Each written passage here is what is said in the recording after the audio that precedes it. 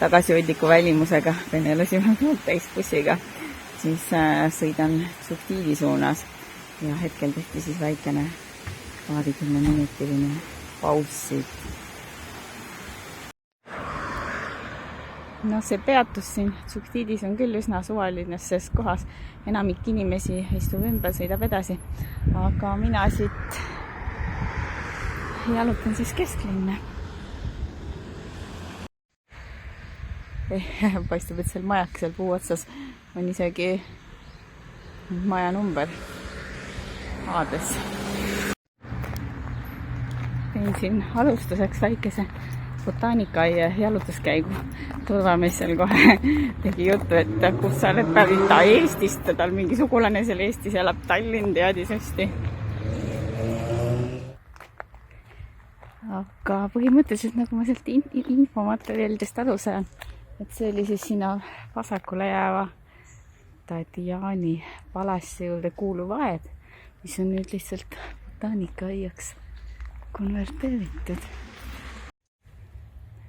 Siin on veits jämedad palki tehtud.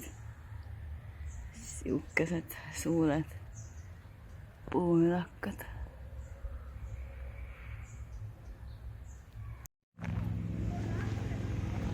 No, kena. Järveke siin, kui tiidike siin keskel. See hoone siin olevat Orangeri, inglise keeles Orangeri, ei oska isegi öelda tõlkes. Google Translate ka ei anna mingisugust mõistlikult arusaamist mulle, mis hoone see täpselt oli.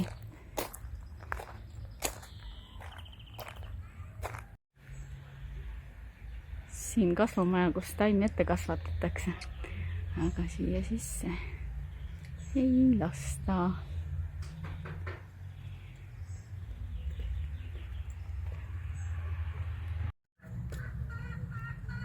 Vaat, kus linnumaja siin. Noh, oma uhket saba suureks ajada ei taha või?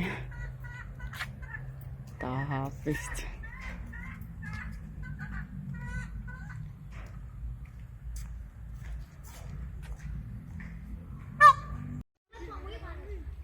Õiguse mõistmise kivi legendi järgi, et talupojad olevat siin siis vandunud selle peale oma süütust. Paganlik traditsioon. Ja täisling siis ka siit õiguse mõistmise kivi pealt. See on kogu selle aia siis kõige ilusam koht. Mulle tundub nii. Ja see on siis Tšuktiidi Tšuktiidi puieste.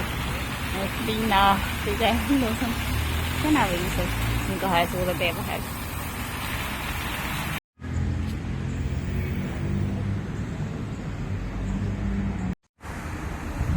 Boulevard lõpeb siin keskselt pulsskaevuga. Kirjas Google'i Mapsis, et Vabaduse väljaku pulsskaev. Ja siin siis algus teiselt poolt nukke. Hotell Tšuktiidis järgmiseks 2 ööks siis ja selle nimi on siis White Hotel, valge hotell. Tegelikult vist on küll külaliste maja.